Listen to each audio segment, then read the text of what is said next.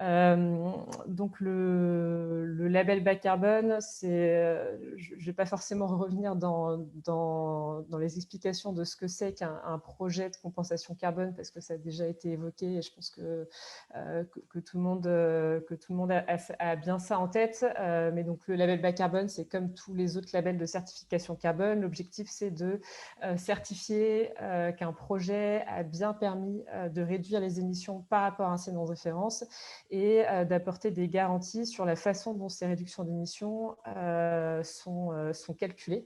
Et donc, ce qui va être valorisé, ce qui va être rémunéré en fait, pour le porteur de projet, c'est bien la différence en termes d'émissions entre le scénario de référence et le scénario avec projet.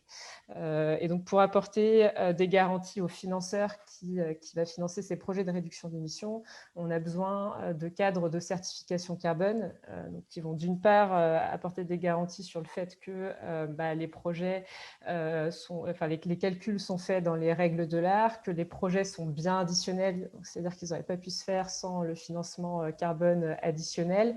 Et puis, comme ça a été aussi évoqué, que les réductions d'émissions ne sont pas vendues de multiples fois et qu'il n'y a pas de risque de double compte sur ces projets-là.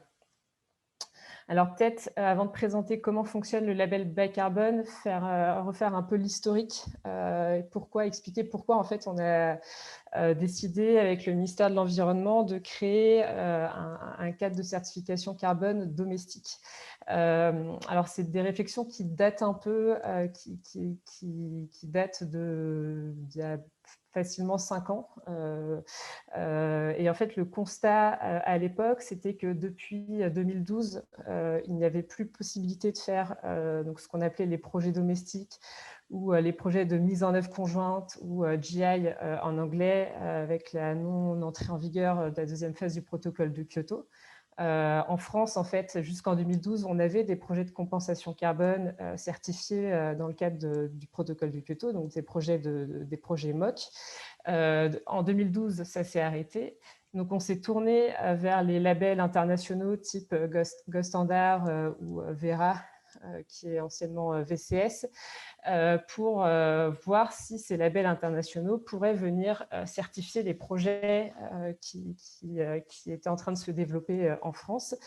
Et en fait, à l'époque, on a été confronté à ce problème de potentiel double compte entre inventaire national et crédit carbone vendus sur les marchés volontaires. Donc en fait, ce que disait Gostandard et Vera ou tous les autres labels internationaux, et c'est ce qui a été rappelé précédemment, c'était que si un crédit était délivré par eux, suite à la certification d'un projet, l'État devait enlever en fait ces réductions d'émissions de son inventaire pour éviter un double compte inventaire crédit carbone. Sauf que les crédits volontaires qui auraient pu être délivrés par Gostandard et Vera avaient finalement aucune valeur réglementaire, aucune valeur pour la mise en conformité de la France dans ses objectifs climatiques. Du coup, forcément, la France ne souhaitait pas recourir à ce type de mécanisme-là. Ça l'aurait pénalisé, en fait. Il n'y avait pas d'intérêt, en tout cas, à le faire. Et donc on se retrouvait en fait dans un stade en fait de blocage où il n'y avait plus possibilité d'avoir de cadre de certification carbone en France. Et à côté de ça, on avait des acteurs des filières, alors en l'occurrence, c'était principalement des acteurs des filières agricoles et forestières qui voulaient développer des projets, qui voulaient faire certifier leurs projets. Alors d'une part, pour pouvoir financer ces réductions d'émissions, mais ne serait-ce que pour pouvoir démontrer, communiquer sur les efforts qui étaient réalisés par ces secteurs-là et apporter des garanties sur les réductions d'émissions qui étaient générées par ces projets-là. Donc, ne serait-ce que d'un point de vue communication, les acteurs de ces filières avaient un intérêt à faire certifier leurs projets. Et puis aussi, à côté de ça, ce qu'on observait, c'est qu'il y avait beaucoup d'entreprises françaises et également des petites entreprises qui auraient voulu soutenir des projets locaux dans le cadre de leur compensation carbone, qui donc compensaient uniquement à l'international parce qu'on n'avait plus de cadre de certification carbone en France, donc plus de projets, donc plus de crédits, mais auraient voulu, pas pour l'ensemble de leur compensation, mais en tout cas pour une partie au moins de leur compensation, venir financer des projets sur leur chaîne de valeur, sur leur territoire, enfin en tout cas des projets locaux avec un fort attrait pour les secteurs agricoles et forestiers. Et donc c'est face à cette situation là en fait, à ce constat, à ces différents constats qu'on a pu faire, qu'on a décidé, à l'instar d'autres pays européens, de créer un cadre de certification carbone domestique. Et donc, on a monté un projet qui s'appelait le projet Vocal avec le ministère, avec un certain nombre d'acteurs de ces filières agricoles et forestières pour démarrer en tout cas, et avec le ministère de la Transition écologique et solidaire. Et donc, on a créé le label bas carbone. Et donc, l'objectif du label bas carbone, c'est vraiment d'être un outil au service de l'atteinte des objectifs, des objectifs climatiques que la France s'est fixés. Donc, avec un objectif de neutralité carbone d'ici 2050, en réduisant considérablement la réduction d'émissions et en augmentant les puits de carbone. Et donc, l'objectif du label bas carbone, c'est de créer des incitations pour mettre en place des pratiques ou des changements de système ou des nouvelles technologies qui permettent à la fois de réduire les émissions et de séquestrer du carbone, et que ces réductions d'émissions soient bien visibles dans les inventaires et contribuent bien à l'atteinte de cet objectif de neutralité carbone. Et donc tous les secteurs finalement peuvent être concernés par le label bas carbone. Donc, ce n'est pas uniquement les secteurs agricoles et forestiers, c'est absolument toutes les émissions qui ne sont pas déjà couvertes par le marché européen d'échange de quotas. Donc, les émissions qui ont une contrainte réglementaire via le marché européen d'échange de quotas ne sont pas éligibles à la certification par le label bas carbone, mais toutes les autres émissions le sont. Donc notamment les premiers projets qui vont démarrer. Donc c'est sur le secteur agricole et forestier, ça je l'ai dit, économie circulaire, transport, bâtiment. Donc voilà, il peut y avoir des projets finalement assez diversifiés derrière qui sont certifiés par ce label. Alors l'objectif du label bas carbone, il y en a 3 en tout cas qu'on peut mettre en avant. D'une part, ça, ce que j'ai déjà évoqué, c'est vraiment d'apporter des garanties sur la qualité d'un projet, apporter des garanties sur la quantité de réduction d'émissions ou de séquestration carbone réalisée par la mise en œuvre d'un projet, assurer l'efficacité du financement. C'est-à-dire apporter des garanties au financeur que son financement a bien permis de réduire des émissions et que ces émissions sont additionnelles. C'est-à-dire que son financement est bien le financement qui a permis de déclencher le projet et que ce n'est pas des projets qui se seraient faits dans tous les cas par ailleurs. Et donc l'objectif derrière, c'est bien sûr d'inciter à la mise en place de pratiques bas carbone dans le but d'atteindre les objectifs de neutralité carbone qu'on s'est fixés. Alors peut-être quelques précisions en lien avec ce qui a été évoqué précédemment. Donc là, c'est vraiment un label volontaire. Il n'est pas relié à Corsia. Il est pour l'instant, de toute façon, l'article 6 n'est pas encore complètement établi, mais il se fait complètement en dehors de l'IUTS, de l'article 6, de Corsia, etc. C'est vraiment des entreprises, collectivités ou particuliers qui n'ont pas de contraintes réglementaires et qui cherchent à compenser ou contribuer au financement de projets bas carbone qui vont pouvoir utiliser cet outil.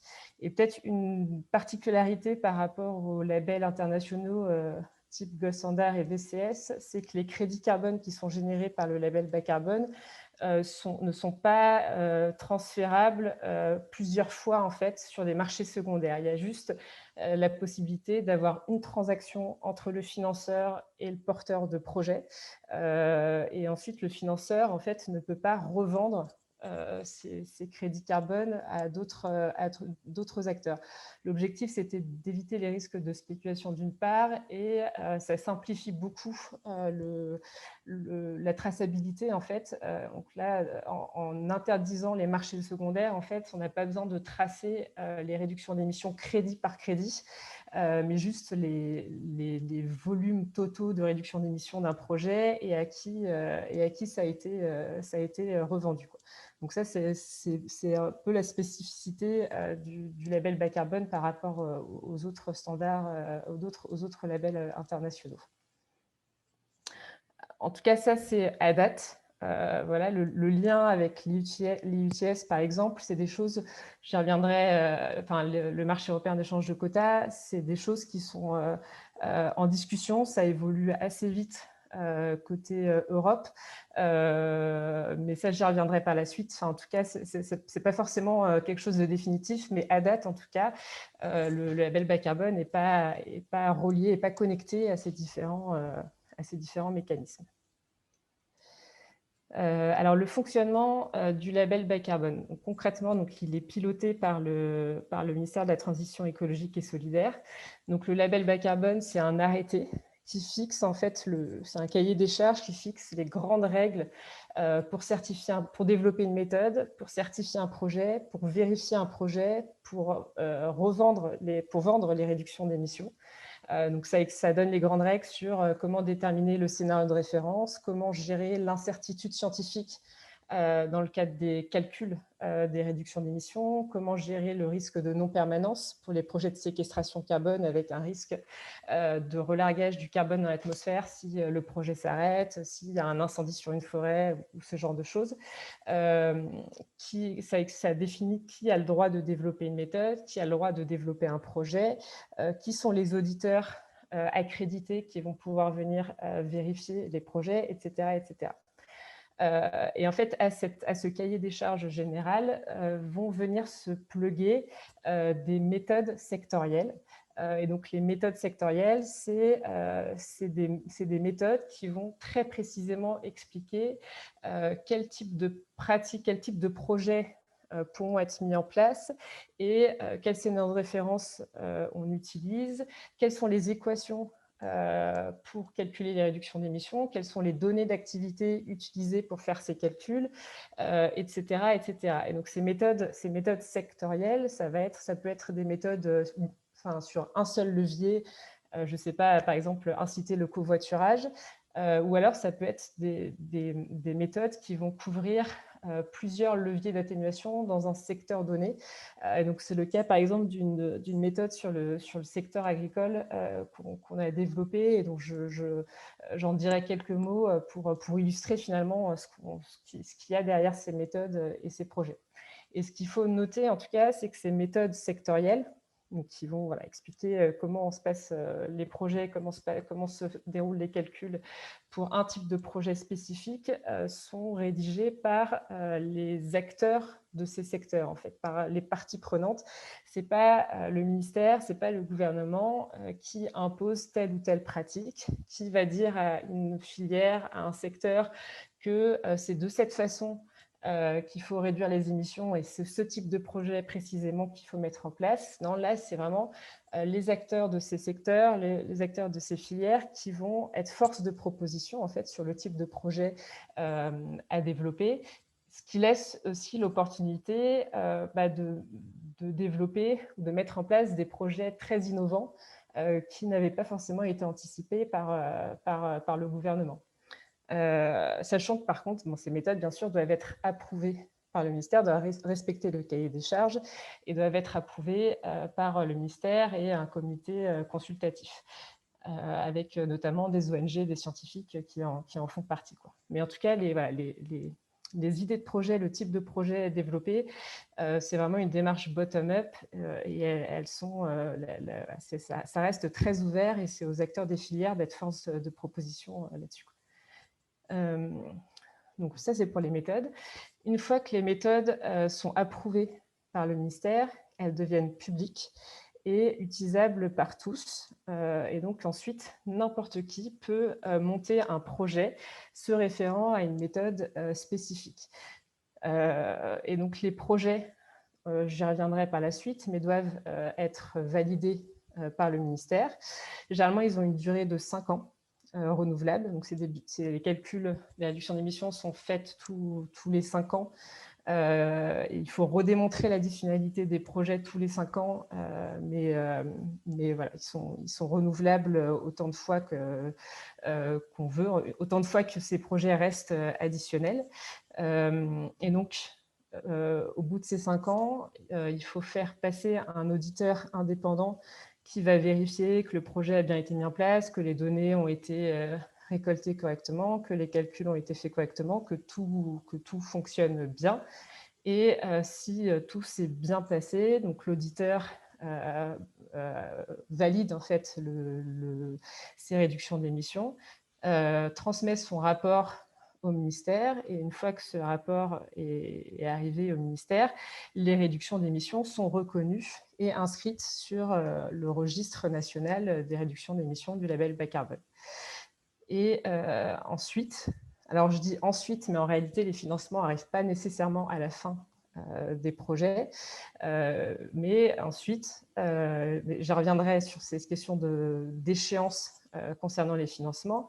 Mais dans le cas le plus simple, on va dire, les financements arrivent une fois que les réductions d'émissions sont reconnues. Et donc, n'importe qui, finalement, peut financer ces projets-là. Alors, c'est bien sûr, dans un premier temps, plutôt les entreprises qui cherchent à compenser leurs émissions qui vont chercher à acheter ces crédits carbone. Mais en tout cas, en France, on voit aussi beaucoup de collectivités monter des fonds carbone et utiliser le label bas carbone pour flécher également des subventions. Elles ont un intérêt à flécher leurs aides vers des projets qui ont de réels impacts, qui apportent des garanties sur la qualité environnementale, sur l'impact environnemental derrière, et donc vont utiliser ce label en fait pour flécher des aides. Et puis, le troisième type d'acteurs, c'est les particuliers qui peuvent aussi chercher soit à compenser leurs émissions, soit à contribuer à l'effort collectif pour atteindre la neutralité carbone et décider de financer ce type de projet. Donc, sachant que pour l'instant, en tout cas, vraiment la majeure partie des financements viennent bien sûr des entreprises. Alors peut-être revenir sur l'intérêt de ces cadres de certification et les critères de qualité qu'ils imposent. Alors le premier, c'est le critère, ça a déjà été pas mal évoqué, c'est le critère d'additionnalité. Encore une fois, démontrer que le projet n'aurait pas pu se faire sans l'incitation carbone. Et ça, c'est vraiment le critère numéro 1. Le porteur de projet doit bel et bien démontrer que en l'état actuel, il y a tout un tas de freins au développement de ces projets d'atténuation, soit économiques, ça peut être aussi des freins en termes de formation, d'accès à une nouvelle technologie, etc. Et qu'en tout cas, ces projets ne se font pas d'eux-mêmes. Ils sont bloqués pour tout un tas de raisons qui doivent être explicitées. Et le porteur de projet doit démontrer que le revenu carbone qui va pouvoir être généré va pouvoir permettre de lever ces freins et de développer ces projets. Donc, il faut bien sûr, les cadres de certification carbone sont bien sûr là aussi pour assurer que le suivi des émissions et la séquestration est fait dans les règles de l'art, en respectant les méthodes de calcul imposées par les méthodes carbone. Il y a l'obligation de vérification par un tiers. Donc là, c'est l'auditeur que j'évoquais qui vient en fin de projet s'assurer que tout a été fait dans les règles de l'art. L'obligation de traçabilité des crédits carbone via un registre. Et donc là, une fois que l'auditeur est passé, comme je disais, les réductions d'émissions sont inscrites sur le registre qui est tenu par le ministère.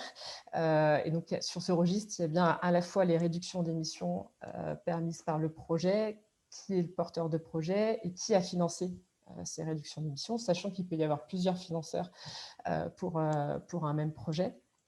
et donc qui se répartissent les réductions d'émissions entre financeurs, et la gestion du risque de non-permanence pour les projets de séquestration carbone. Donc, c'est principalement les projets forestiers et les projets qui permettent de séquestrer du carbone dans les sols agricoles. Donc, ça concerne particulièrement les secteurs agricoles et forestiers. Et en fait, ce que fait le label bas carbone, c'est qu'il impose pour les projets qui permettent à la fois de réduire les émissions et à la fois de séquestrer du carbone, donc typiquement les projets agricoles, ils imposent de bien compter de manière différenciée ce qui relève des réductions d'émissions et ce qui relève de la séquestration carbone. Et sur le volet séquestration carbone, il y a un rabais qui est appliqué sur les réductions, il y a un rabais qui est appliqué sur la quantité de carbone stockée. Donc, par exemple, si un projet permet de stocker 10 tonnes, on va en reconnaître que 7 tonnes. Et donc, l'objectif, c'est que ce rabais soit proportionnel au risque de non-permanence du projet. Donc, par exemple, un projet forestier où, a priori, le forestier qui plante des arbres a un intérêt à ce que tout se passe bien pour pouvoir vendre du bois derrière. Donc, le seul risque, quelque part, que le projet s'arrête, c'est qu'il y ait un incendie, une tempête. Et donc ça, le rabais, du coup, va dépendre de la région dans laquelle se trouve le projet et donc du risque de tempête ou d'incendie dans cette région donnée. Alors que pour les projets agricoles, par exemple, un projet typique de séquestration carbone, ça va être la plantation de haies.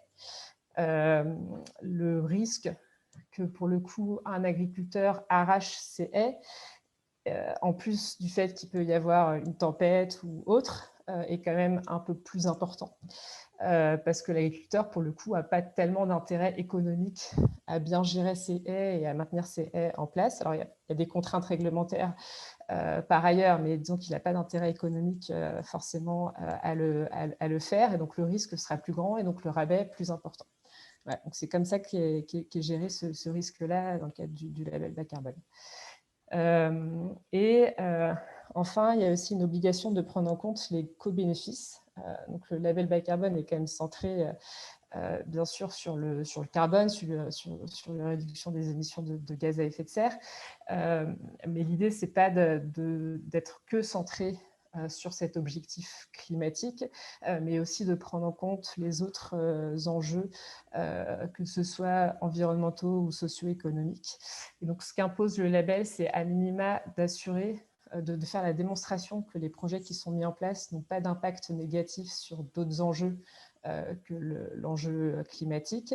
Et ils incitent fortement les développeurs de méthodes à définir en fait une grille d'analyse pour ces co-bénéfices, et donc en fait à, dans la mesure du possible, quantifier l'impact sur ces autres enjeux, ou alors mettre des indicateurs plutôt qualitatifs quand des indicateurs quantitatifs sont trop compliqués à mettre en place.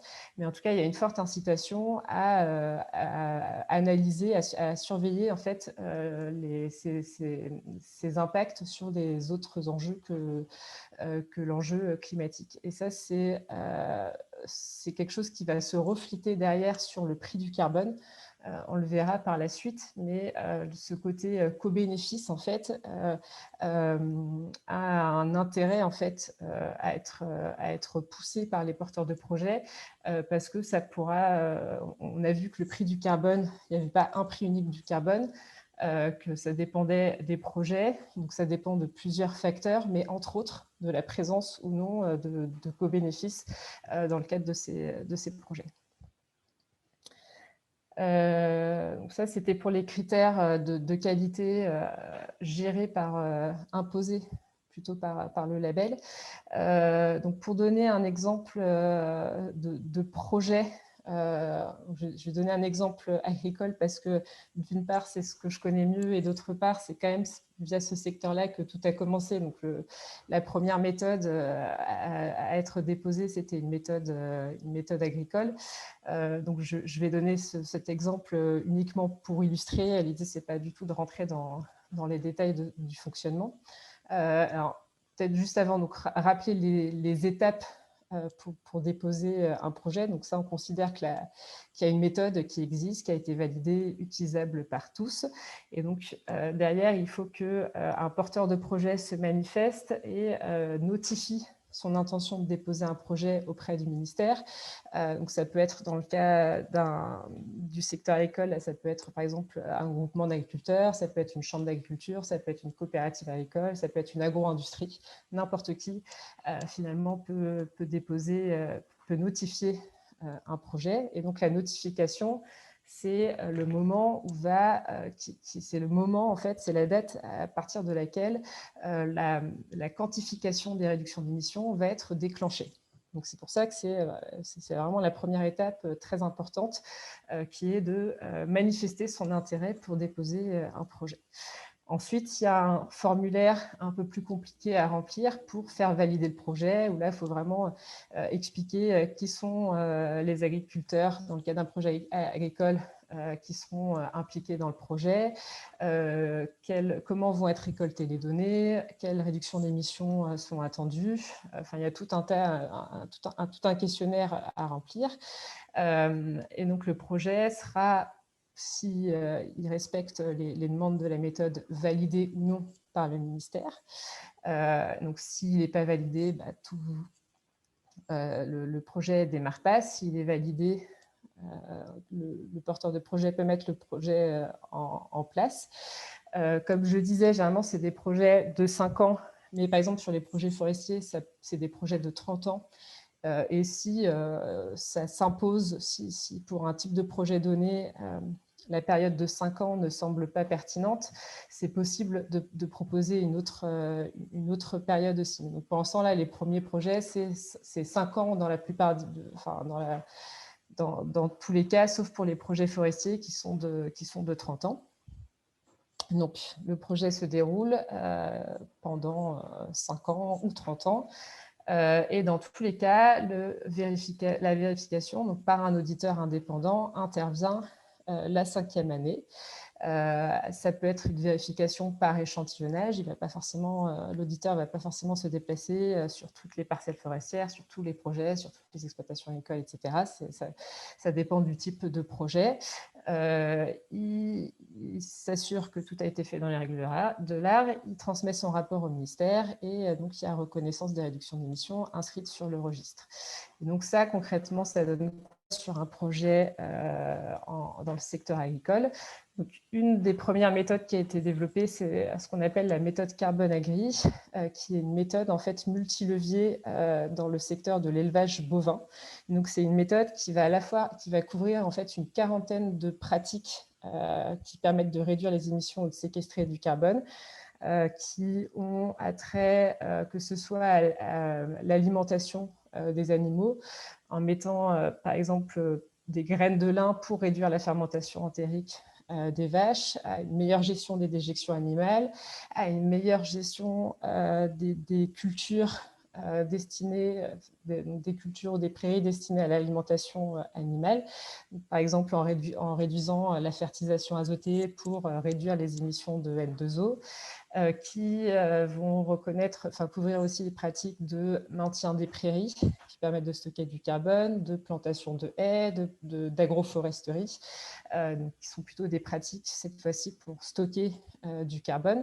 Donc, comme ça, il y a une quarantaine de pratiques en fait qui sont couvertes et qui vont permettre à la fois de réduire les émissions de méthane, de CO2, de N2O et de stocker du carbone dans les sols.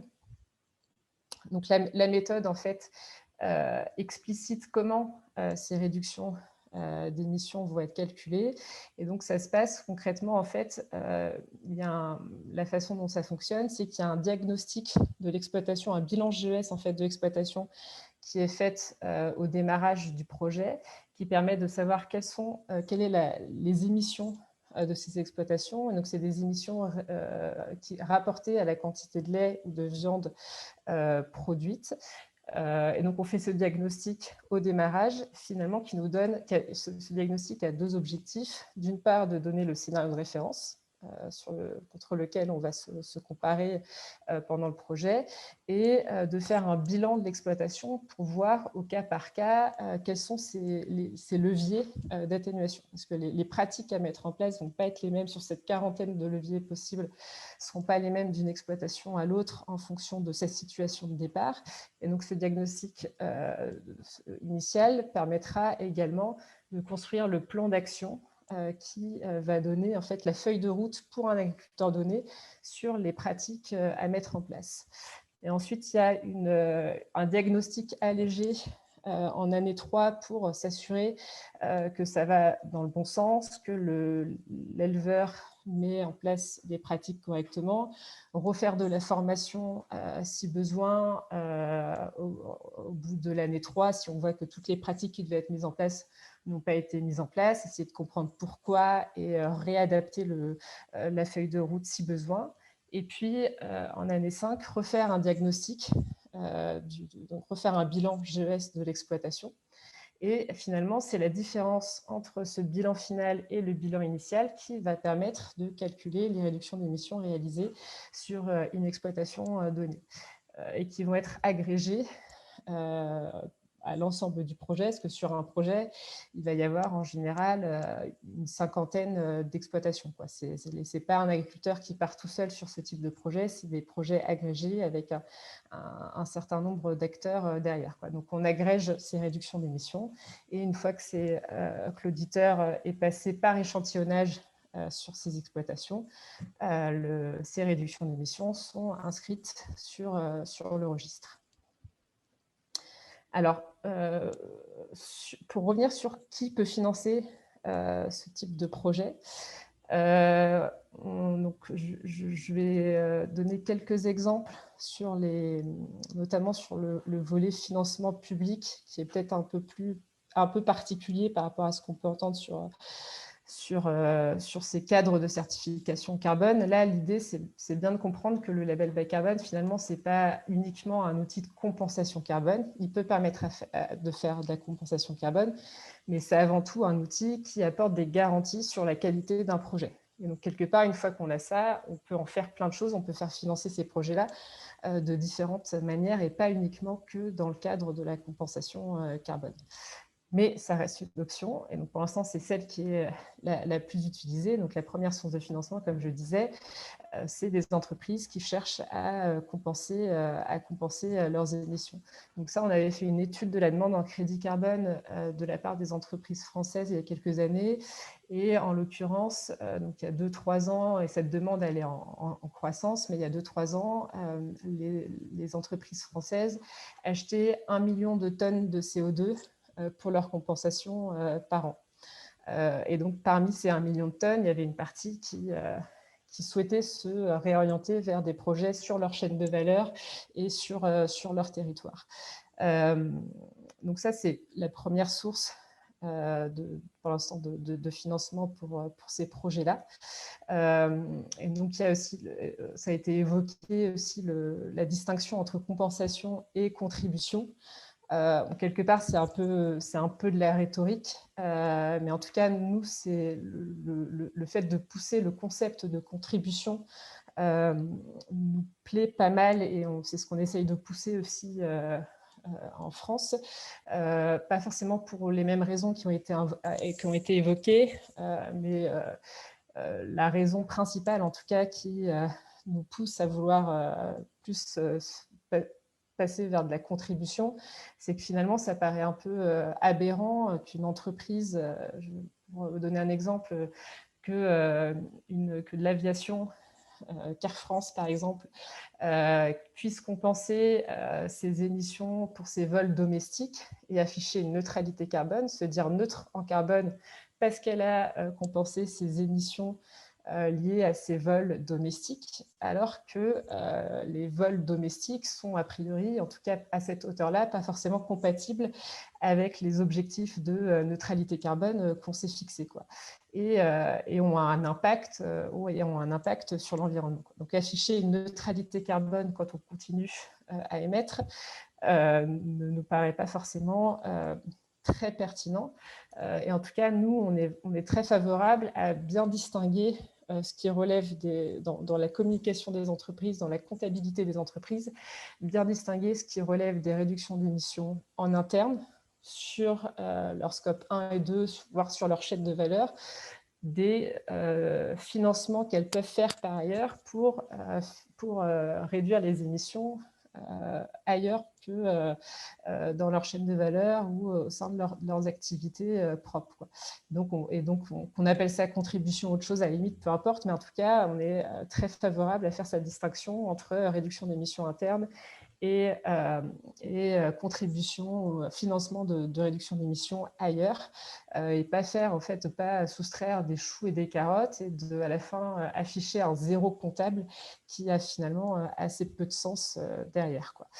Donc bon, on essaye un peu de prendre part à ce gros débat sur compensation versus contribution. Mais quelque part, pour le label bas carbone, peu importe la façon dont communiquent derrière les entreprises, le fait est qu'elles ont le droit, elles ont le droit d'utiliser le label bas carbone, en tout cas, pour financer des projets et revendiquer soit de la compensation, soit de la contribution. Les deux sont possibles, en tout cas, à l'heure actuelle. Donc, l'autre source de financement, comme je le disais, c'est le financement public.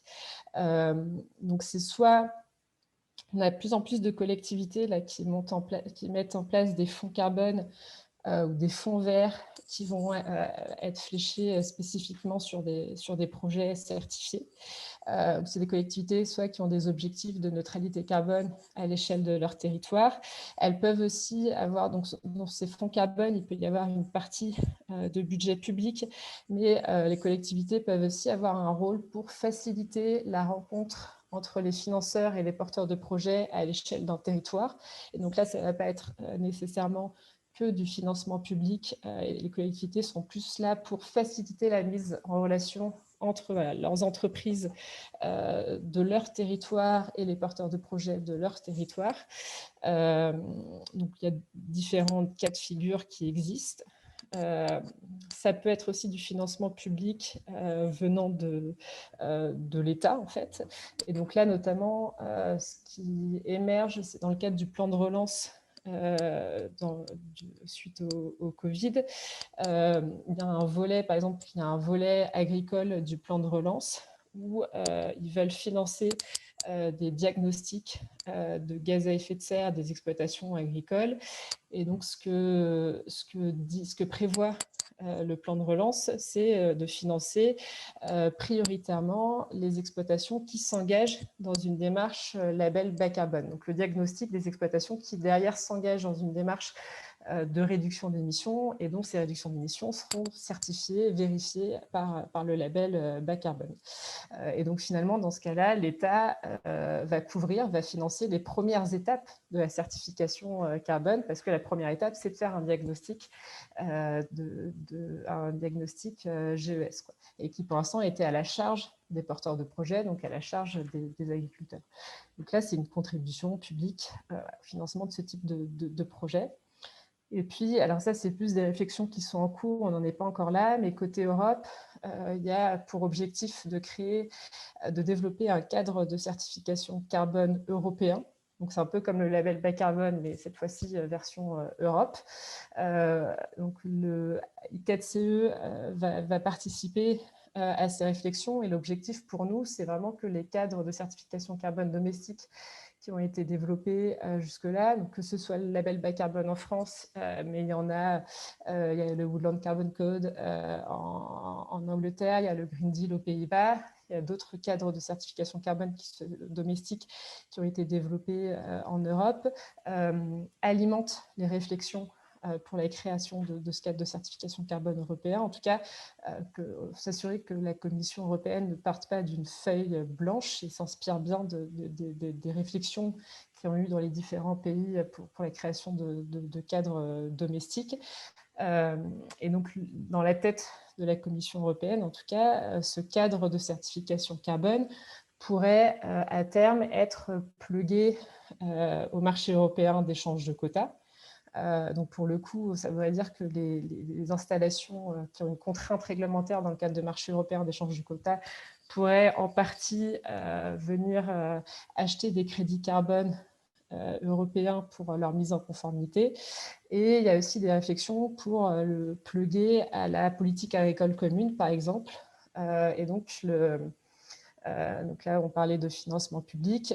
Donc l'idée, ça serait que des financements de la PAC, donc de la politique agricole commune, pourraient être fléchés vers des projets certifiés par ce cadre de certification carbone européen qui est en cours de construction.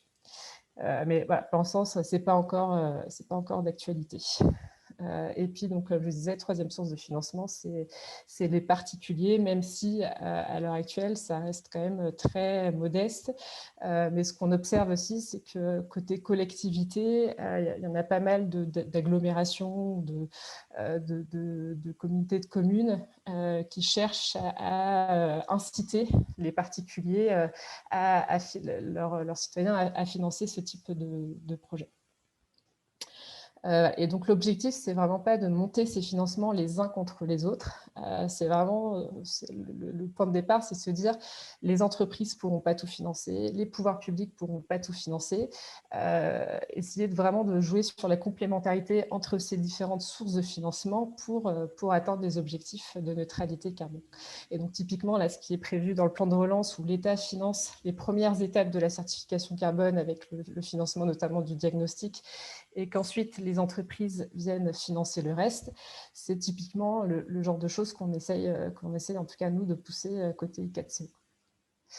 Alors on avait parlé de prix, je regarde juste l'heure, ouais, je vais accélérer juste en termes de prix du carbone. Pour information, là, les premiers projets en France, le prix du carbone est entre 30 et 50 euros. Donc c'est quand même pas mal plus élevé qu'à l'international.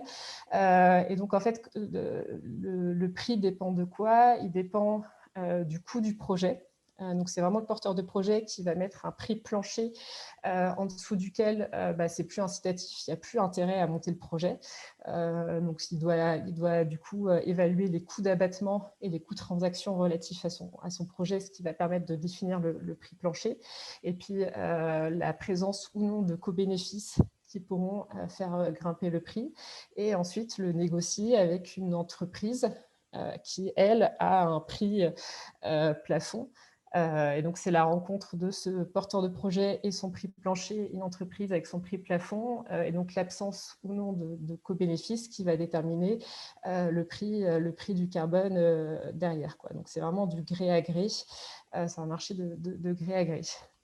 Et donc, en termes de moment où le financement se fait, donc, comme je disais, le cas le plus simple, c'est pour une entreprise, c'est d'attendre finalement que le projet soit certifié pour acheter les crédits carbone et prendre aucun risque sur les volumes achetés. Mais ce qu'on incite, nous, à faire, et ce qui est finalement fait dans le cadre des premiers projets, c'est de financer au moins une partie en amont du projet, au démarrage du projet. Souvent, c'est des projets qui ont des besoins d'investissements initiaux assez importants.